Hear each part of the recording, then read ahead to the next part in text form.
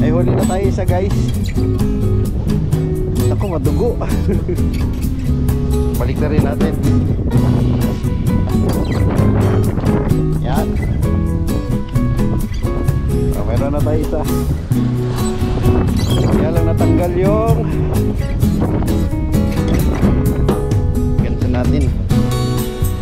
Yan.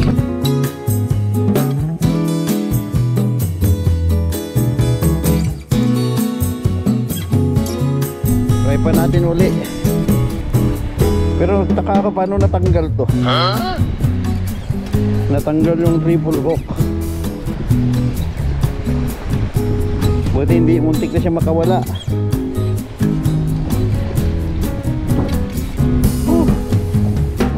Sarap pakiramdam oh. Sana all. Sa taga Dipulog dyan, yung mga Dipulog anglers, shout out. Lalo kay UL Idol, shout out sa'yo master. Nakadali na tayo. Ayan oh. Try natin ulit.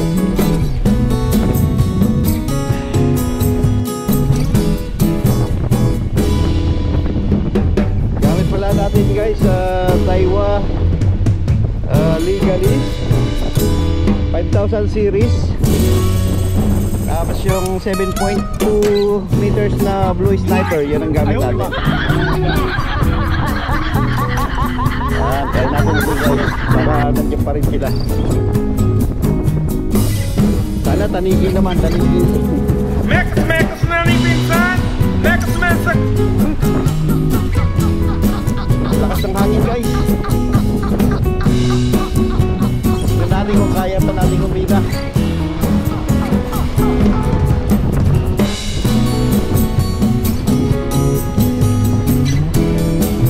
Yan guys, meron naman tayo. Lakas. Magaling kang Ano kaya to? Lakas guys. Ayun namin to guys.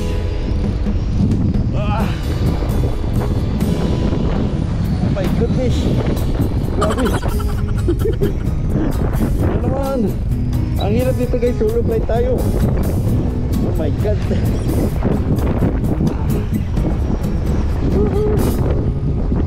Lakas. Naku. So dyan, nag voice over na lang ulit tayo guys dahil sakit sa tenga. Sobrang lakas ng hangin. Pero dahil adik nga, hindi pa rin tayo bumigay, fishing pa rin. Yan, tinatry ko siya na hilahin. Try natin kung may lalan siya. Pero sobrang lakas talaga ng queenfish. Lalo pagka malalaki na dito sa Norana, napakarami niyan. Sige, laban lang.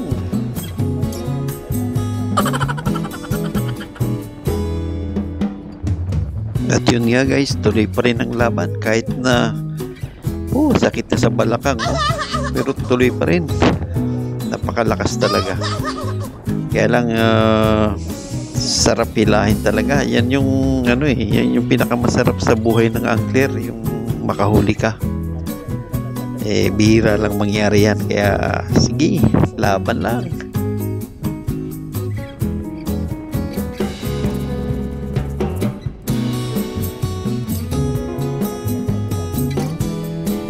Ang sarap sa tenga nung yung iyak nung reel. Grabing lakas. Talagang ang nakakatuwa dyan, ang ingay ko, ako lang mag-isa. Wala kasing mga tao that time siguro hindi sila nagpunta dahil bad weather nga. So yun, ako yung nag-iisa dyan. Siguro mga after 3 hours yata mayroon dumating na mga ibang lahi. Kaya lang naiahon ko na yung tatlo, pang-apat na sana naka-apat na sana kung dyan, queenfish. Pero ang hirap din pag mag-isa kasi kailangan may kasama ka talaga na mag-ganso mag-isa. So ginawa ko timing na lang pagka yung malapit na siya sa gilid, sinasabay ko sa alon para may sampa siya dyan sa ano, para mailand ko siya.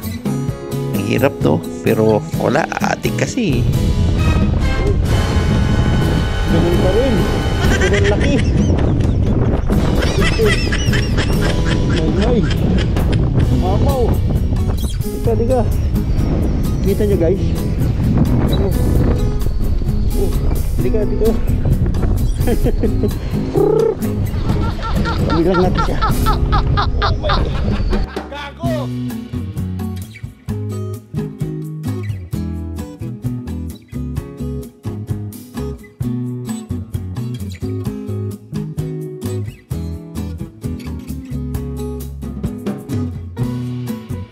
Yan, sige, lang. Kaya mo yan.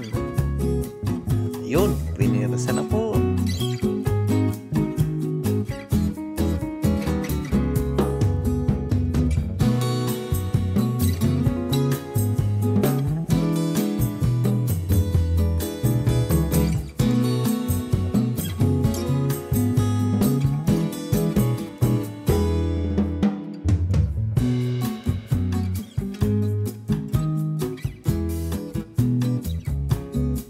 Huwag mong subukan.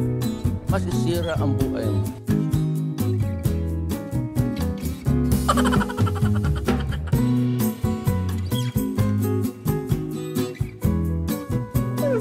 God!